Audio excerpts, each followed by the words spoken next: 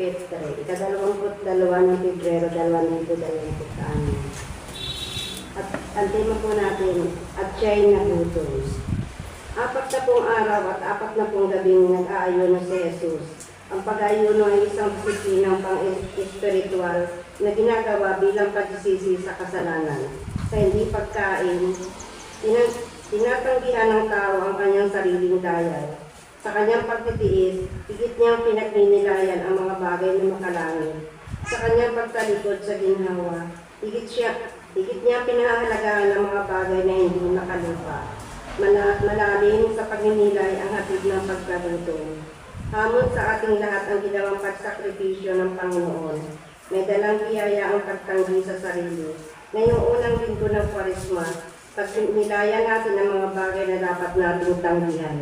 Isama po natin sa ating panalangin ang kaluluwa ni Gregorio Esteban Sr. at Rogelio Enfreo. Magsitayo po ang lahat para sa pambuhat na awit.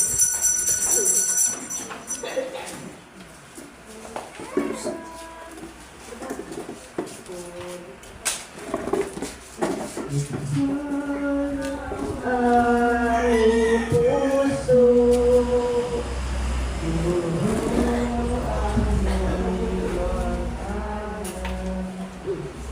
sa bawat pagkukulo, lahat ay Kaya ka buksan ang aming isip, sinatan ang liwanag ng pusang matangkilik, tungkulin mabanal. Buksan ang aming palad, sarili maialay. Turuan mo ihanap kami ng bagong malam. Sa ngalan ng Ama, ng Anak, at ng Espiritu Santo, Amen. ang pagpapala ng ating Panginoong Jesucristo, ang pag-ibig ng Diyos Ama, at ang pagpapakaisa ng Espiritu Santo, ng sa mga ating lahat. At sumayo rin. Ang kapatid, ilang paghahanda sa ating ating banal na pagdiriwang, aminin natin ang ating mga nagawang kasalanan, humingi tayo ng awa at patawad sa ating Panginoon Diyos. Ating pong wikain na aming Inamin ko sa makapangyarihan Diyos at sa inyong mga kapatid na luba akong nagkasala sa isip, sa salita at sa gawa at sa aking pagkukulang. Kaya isinasamo ko sa mahal na Birhen Maria sa lahat ng mga anghel at mga banal at sa inyo mga kapatid na ako'y ipanalangin sa Panginoong ating Diyos. Tawag tayo ng mapangyarihang Diyos, patawarin tayo sa ating mga kasalanan at patabahin tayo hanggang sa buhay na walang hanggan. Amen.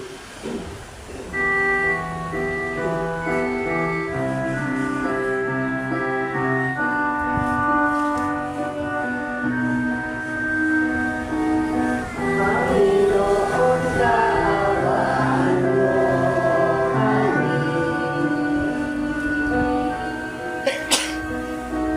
Panginoon, kaawaan mo kami. Kristo, kaawaan mo kami.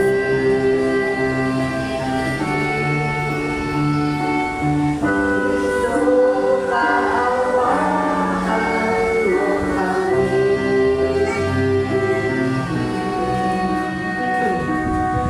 Panginoon, kaawaan mo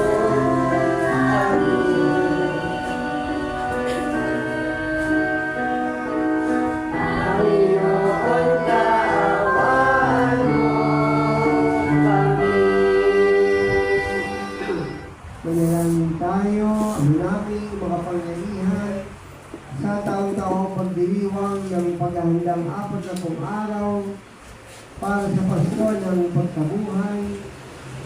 Kami nawa ay laging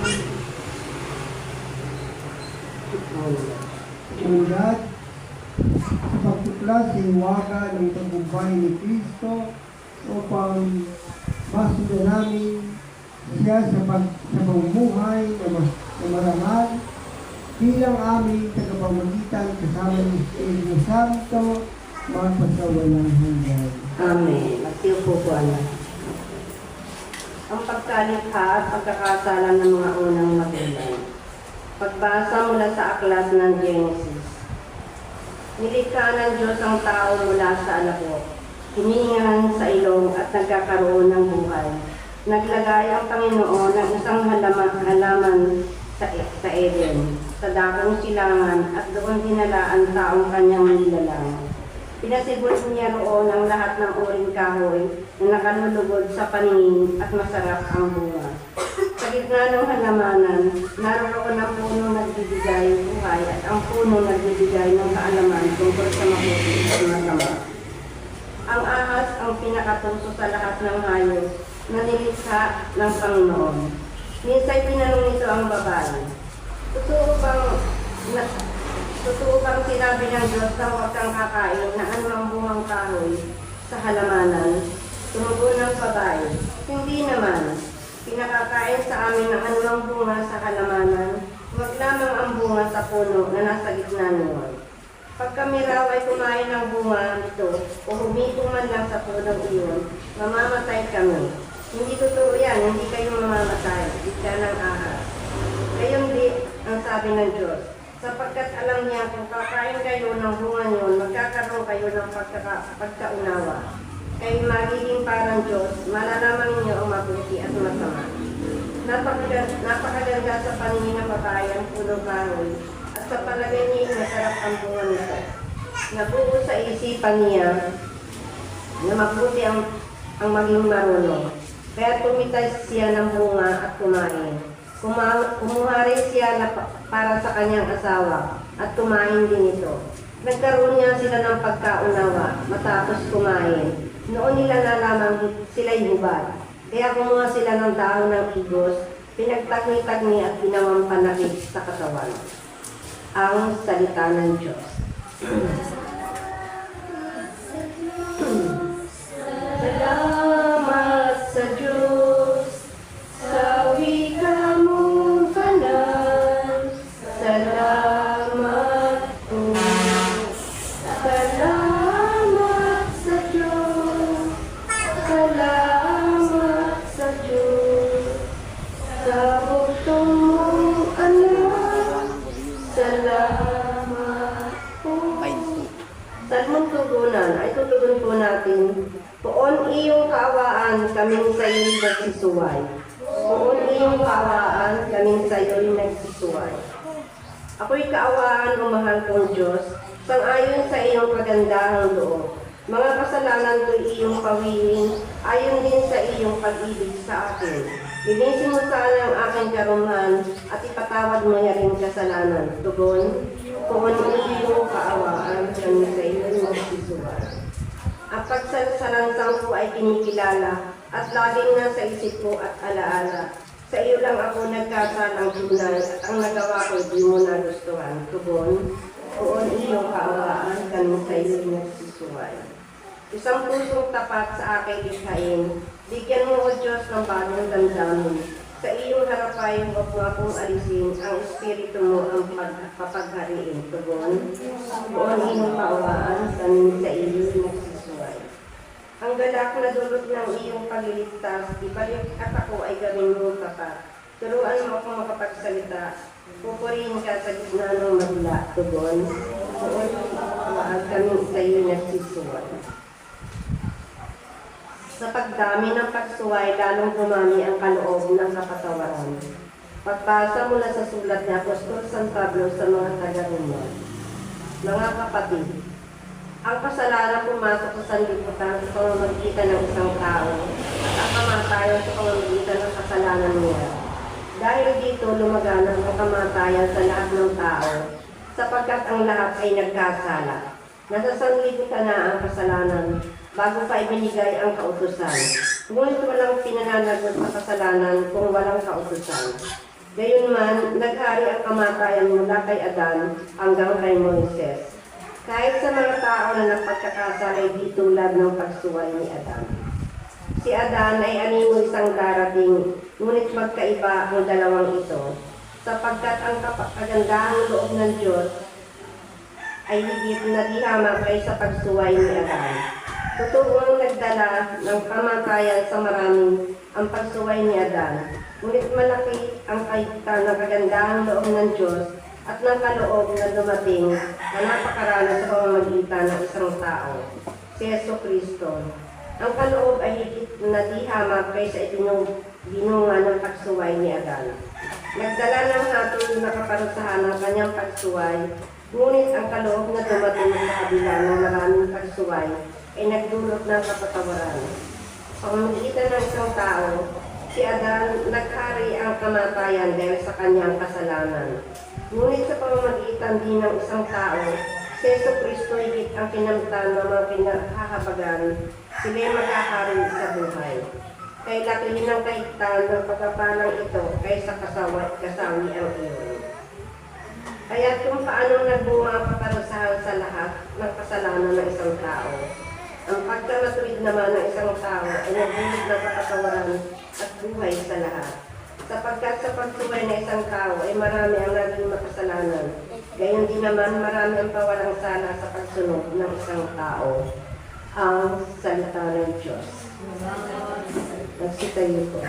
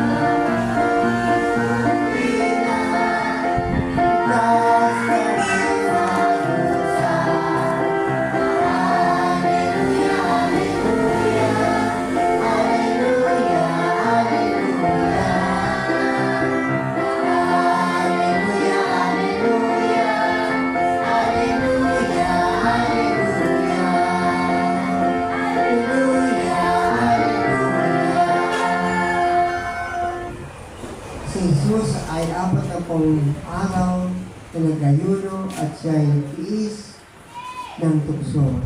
Sumainyo ang Panginoon. Ang mabuting balita ng Panginoon ayon kay San Mateo.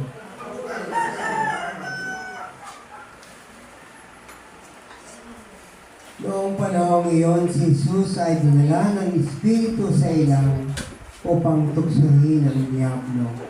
Doon, 40 araw at 40 gabi, nag-ayuno si Jesus at siya ay nagutom. Dumating ang manukso at sinabi sa kanya, "Kung ikaw ang anak ng Diyos, gawin mong tinapay ang mga bato ito." Ngunit sumagot si Jesus, "Nasulat, hindi lamang sa tinapay nabubuhay ang tao, kundi sa bawat salitang namumutawi sa bibig ng Diyos."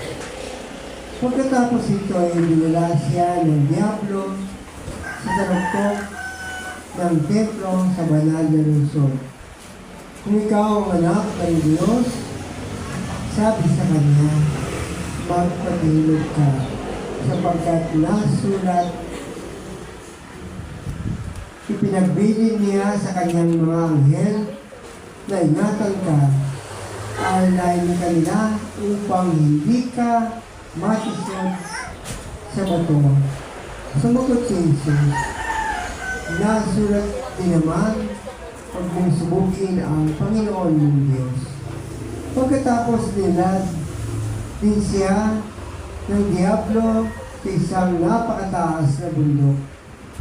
Mula roon, ipinatalaw sa kanya ang lahat ng kahalian ng isang lugar at ang kayamanan ng mga ito. At sinabi ng Diablo, ibibigay ko sa iyo ang lahat ng mga itong ito kung magpapatira pa ka at sasamba sa atin.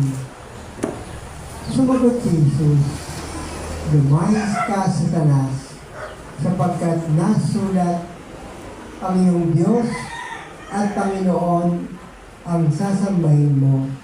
Siya lamang ang iyong paglilingkuran at iniwan siya ng Diablo. Dumating ang mga anghel at naglingkod sa kanya. Mga minamahal na mga kapatid, ang mabuting balita ng Panginoon. Pinupuri ka namin, Panginoon Jesucristo.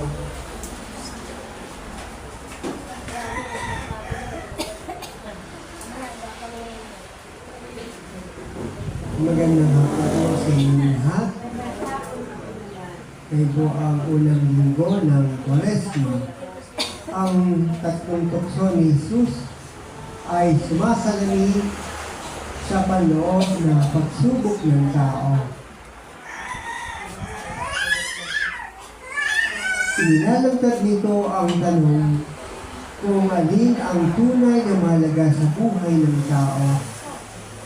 Sa likod ng mga tukso ay ang katotohanan sa pagsaisang tabi sa Diyos. Nakikita ng tao ng Diyos ay hindi mahalaga kung hindi man nakakainis o hindi kailangan sa gitna ng mga material na bagay na nakakalugod sa Kanya. Inilalarawan nito ang pagbuo ng isang daigdig kung saan wala ang Diyos. Ang hari ay ang tao. Ipinakikilala nito ang pagtingin na ang maringan, ang material na daigdig lamang ang totoo at ang Diyos ay katag-isip. Ito ang buod ng tunggalian ni Jesus at ng Diablo. Sa pasimula ng Kwaresma, inaanyahan tayo na pagnilayan ang lugar ng Diyos sa ating buhay. Sa ating buhay ngayon, maraming mahalagang dapat gawin. Maraming mga mahalagang bagay ang ating kailangan. Maraming mahalagang panahon ang dapat gamitin ng mahusay. Ngunit, mas mahalaga pa rin ba ito kaysa sa ating Panginoon? Sino at ano na ba ang naghahari sa ating buhay? Nahadili ang panawagan ng Panginoon, bigyan siya ng puwang, bigyan siya ng panahon. Malaking tukso ang kahirapang naranasan natin sa kasalukuyan. Subalit, hindi magbabago ang paalala minsan maging ating karanasan dito sa lupa ay mga tuksong naglalayo at nagiging dahilan ng pagsantabi sa Panginoon. Amen. Magsikayo po tayong lahat at ipahayag natin ang ating pananampalataya. Sumasampalataya ako sa Diyos ang mga makapangyarihan sa lahat, sa may gawa ng langit at lupa.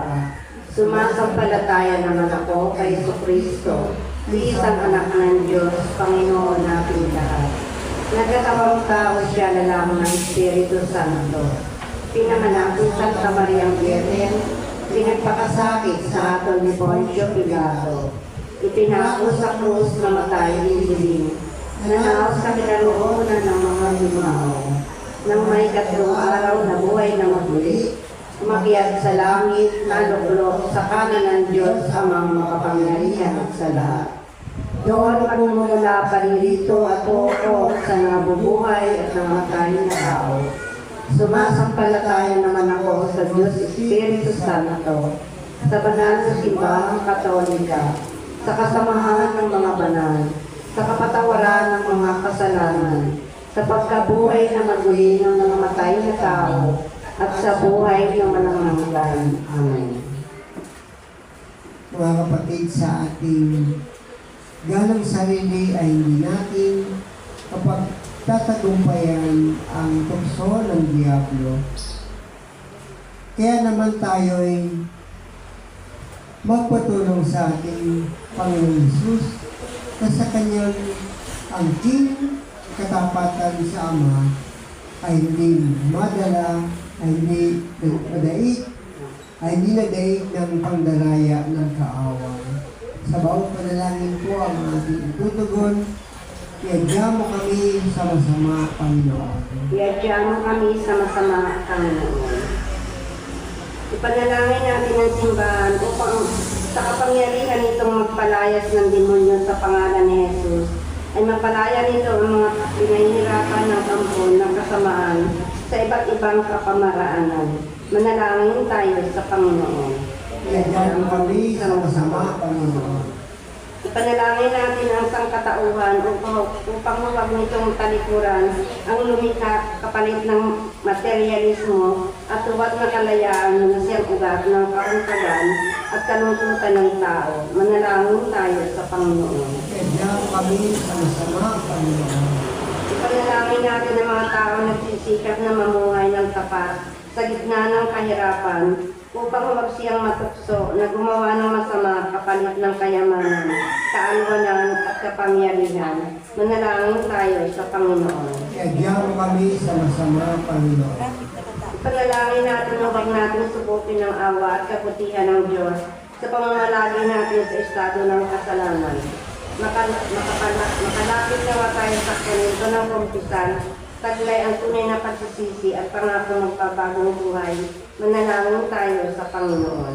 Iadya mo kami sa masama, Panginoon. Ipanalangin natin ang mga kasama natin pumanaw na kabilang ang mga kaanib ng Bishop Victor Ocampo Memorial Enrollment upang sila ay kawaan ng Diyos at pagkalooban ng kapayanahan walang hanggan sa langit. Manalangin tayo sa Panginoon. Iadya mo kami sa masama, Panginoon.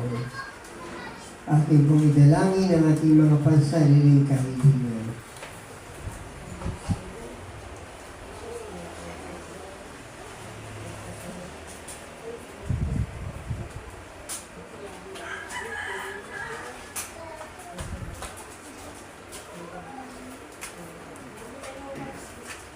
Ama naming may kapal, tulungan mo kami sa mga pagsubok ng aming buhay at sa mga sandali ng paglubok ng kaaway. Maging kansagnawa namin ang mga salita at halimbawa ni Jesucristo na siyang aming Panginoon at tagapagligtas. Amen.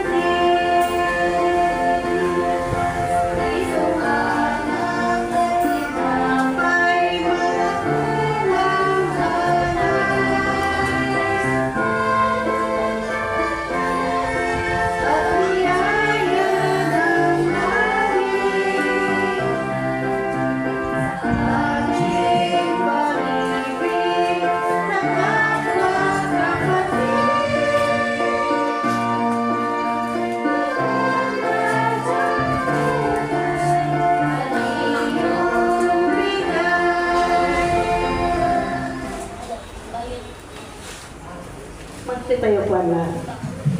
Manalangin kayo mga kapatid upang itong ating paghahain ay kalugan ng Diyos Amang makapangyarihan sa lahat. Tanggapin nawa ng Panginoon itong paghain sa iyong mga kamay.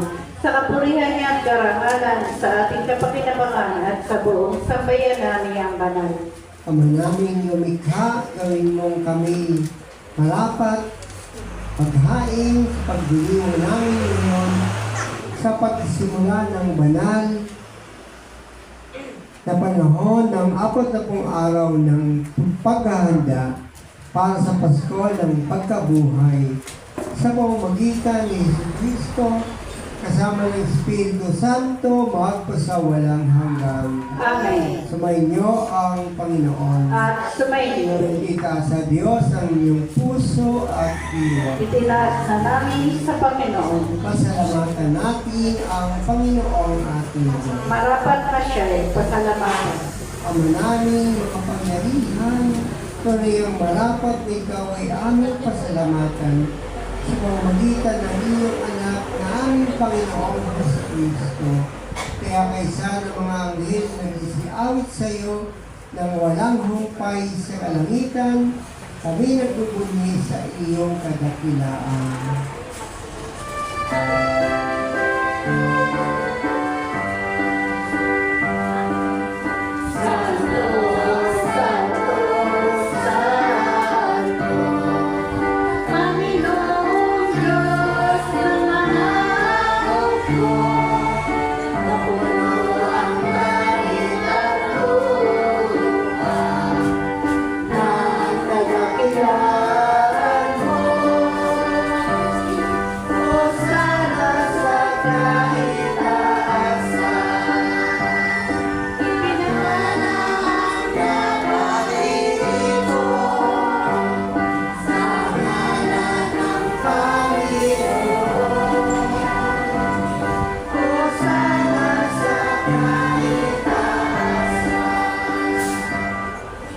Ipagbunyi natin ang misteryo ng ating pananampalataya.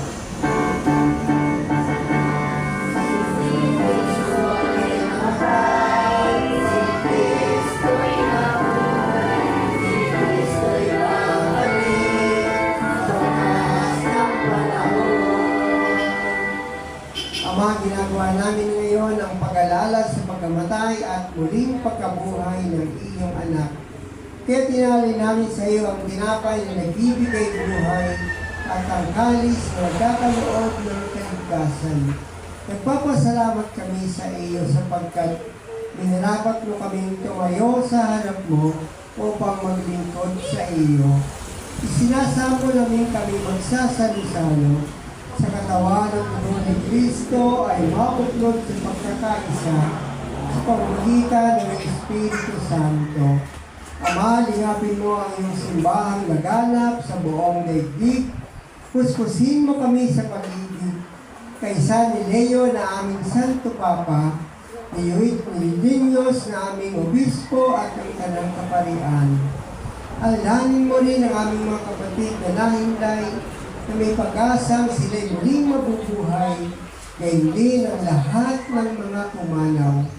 Kawaan mo sila at patuloy sa iyong kaliwanagan, paghindapatin mo silang makasalo mo hanggang sa dulo ng wakas, kaysa ng mahal na Birhen Maria na ina ng Diyos, kaysa ni San Jose na kabiyak ng kanyang puso, kaysa ng mga apostol at lahat ng mga banal na namuhay dito sa daigdig ng kalugod-lugod sa iyo, maipagdiwang nawa namin ang pagpupuri sa kararangan mo sa pamamagitan ng iyong anak na aming Panginoong Jesucristo. Sa pamamagitan ni Kristo, kasama niya at sa Kanya, ang lahat ng parangal at papuri ay sa iyo, Diyos amang makapangyarihan sa lahat, kasama ng Espiritu Santo, magpasa walang hanggan. Amen. Sa tagubilin ng mga nagkagaling na utos sa Tuhan Jesus na Panginoon natin na Diyos, awitin natin ng lakas loob.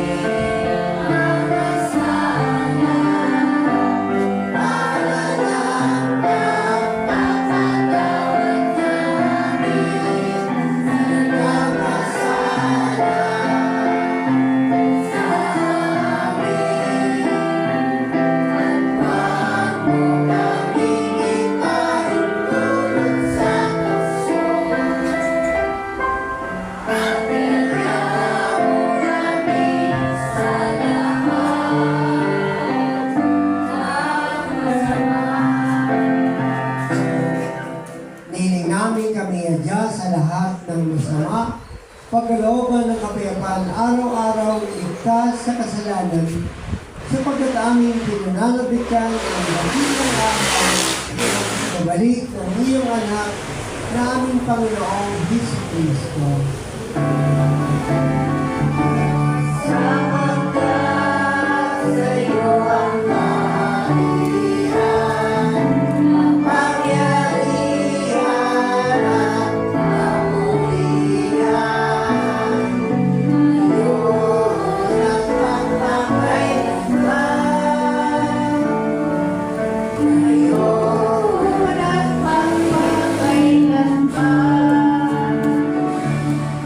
Panginoong Jesucristo, sinabi mo sa iyong mga apostol, kapayapaan ang iniiwan ko sa inyo, ang aking kapayapaan ang ibinibigay ko sa inyo. Tumayan mo ang aming pananampalataya at huwag ang aming paulit-ulit na pagkakasala. Pagkalaban mo kami ng kapayapaan at pagkaisa ayon sa iyong kalooban, kasama ng Espiritu Santo, magpasawalang hanggan. Amen. Ang kapayapaan ng Panginoon ay sumating lahat. At sumainyo rin. Pabigayin po tayo at maghangad ng kapayapaan sa bawat isa.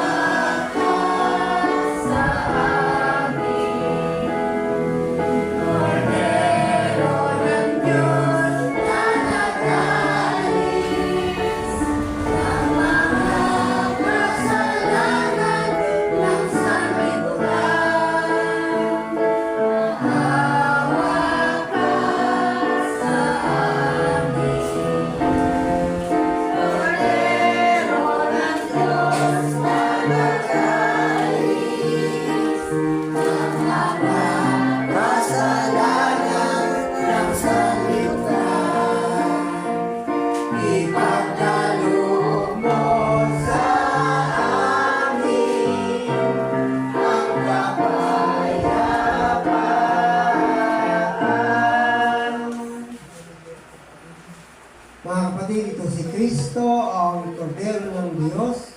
Siya nag-aalis ng mga kasalanan ng sanlibutan. Mapatay inaan niya sa kanyang banal na piging. Panginoon, hindi ako karapat-dapat na magpatuloy sa iyo, ngunit sa isang salita ko lamang ay dadalhin na ako. Ipagkadya tayo ni Kristo hanggang sa buhay na walang hanggan. Amen. Magsiupo po ang lahat at sumanay ang mga makikinabang.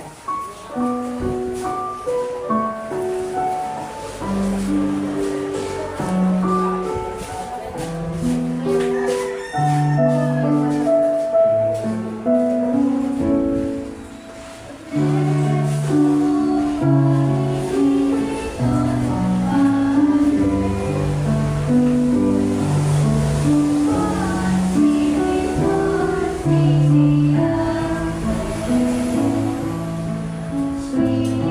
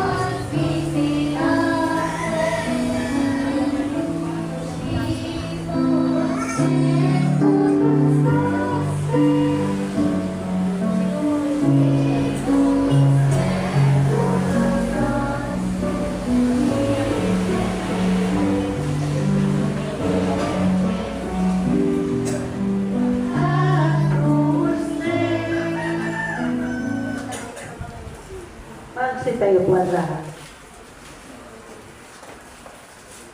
Manalangin tayo, Ama namin mapagmahal, kaming pinapakinabang mo sa pagkain iyong bigay, ay tumanggap ng pampalakas ng pananampalataya, pampatibay ng pag-asa at pagpapaalat ng pag-ibig. Matulungan nawa kami naming damahin ang gutom at pananabik sa tunay na pagkain na bibigay buhay upang kami makapamuhay sa bawat salita na bumutawi sa inyong ibig sa pamamagitan ni Jesucristo kasama ng Espiritu Santo magpasawalang hanggan. Amen.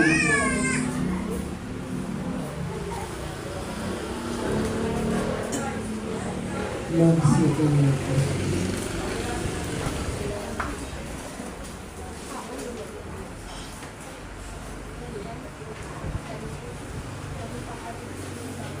Magandang hapon po sa ating lahat. Kami po ay ngayon ay magbabahagi ng bigas. Ito po ay galing sa Balikhandog ni Miss Kay. At saka po yung iba ay sa charity sa mga bata na mga aktibo sa ating tuwing may diwang tayo. Ito po yung mga bibigyan namin ng bigas. Fiorito Senya, Florentina Palmon, Patricia Boliosa, Marina Escleto, Teresita Batanes, Nelson Escleto, Ken Evangelista, Willie Anacion, Lena Mendoza, Carlos Cuyos, Joel Romero, Francisca Javier, Beatriz Anacion, Lucia Dorito, Edith Pereda, Rolando Paulel, Paul Garuela, Eric Escleto, Irene Manzanito, Christopher Navarro at Alan Danisay, Lorna Cuyos, Laida Petero, Angibo Cruz, Loida Mendoza, Wilma Alvarez at Annalyn Mindora. Sa charity naman po sa eskola ay si Eliza at saka si Danica at si Andre. Yun lang po at maraming salamat. Ayun po ba ng ating misa ay sa 28 po dati pong oras alas 4 po na atin. Sabay po ang ating balikan doon. Yun lang po at maraming salamat. Mamaya po umalis yung mga nakalista at pamimigay na po namin.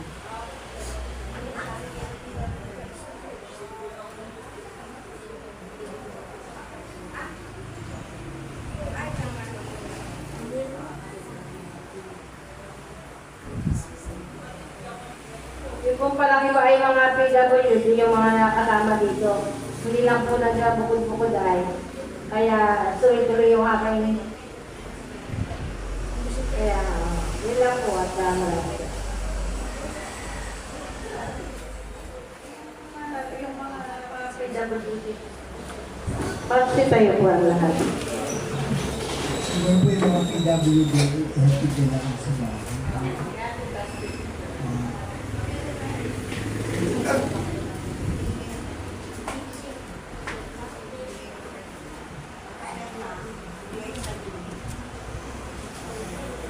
Sige po, sumayin niyo ang Panginoon. At sumayin. At pagpalain tayo ng mga pangyarihan, Diyos Ama, Anak at Espiritu Santo. Amen. Tapos na po ang ating pagdiriwang, humayo kayong mapayapa, at ang Diyos ay ating paglikuran. Salamat sa Diyos. Walang palakpan.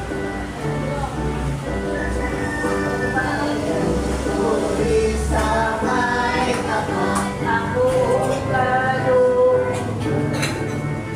dahil sa kadakilaan ng ginawa niyang galang. Dia marah pun, Ma.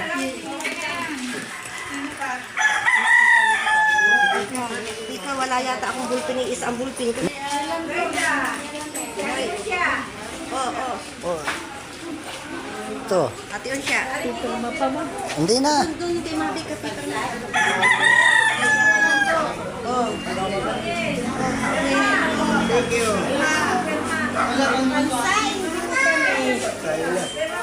Wala na kang bigas ay. Doon may pirma. Bibigay ko na Julie. Kay Ami, dalawa yung kay Ami. Ha? Aldrin, nasa si Aldrin? Huwag ka muna umalis, Aldrin. Hindi, si Carlo yun. Mayroon din si Aldrin. Ah, sa Carlo. Alam na. Ah, mamaya na niya. Wala pa si Carlo. Wala na po na. Oh, ito na. Oh. Dalawa. Ayada. Si Ate meron na. O yung kay Wilma, oh. At saka yung sa iyo. Kasi siya. Kasi Aldrin ay kasi.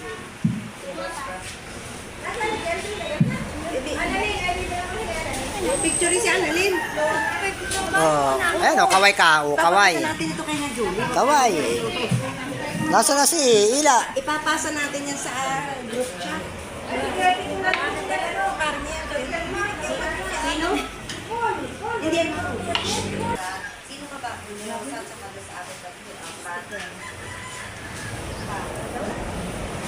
Sino bang di ba nabibigyan? Ilan ba sa amin? Bunot yun.